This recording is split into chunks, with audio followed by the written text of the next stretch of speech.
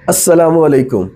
बहुत से लोग ये सवाल कर रहे हैं कि डॉक्टर साहब बताइएगा कि इस मौसम में गर्मा शुरू हो चुका है, क्या हम हिल पावर शिलाजीत का इस्तेमाल कर सकते हैं?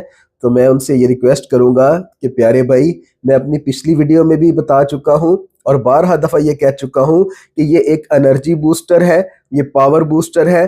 इसके लिए किसी ख़ास मौसम की ज़रूरत नहीं होती। सिर्फ ये है कि पहले अगर आप मौसम सरमा के अंदर हफ्ता पूरा इस्तेमाल करते थे, अब आप एक हफ्ता में 3 से 4 दिन रेगुलर या एक दिन छोड़ के एक दिन बाद इस्तेमाल कर सकते हैं। या इसके अलावा जब जब आपको वीक महसूस हो कि आप वीकनेस महसूस कर रहे हैं, तो आप इसको तब तब भी इस्तेमाल कर सकते हैं।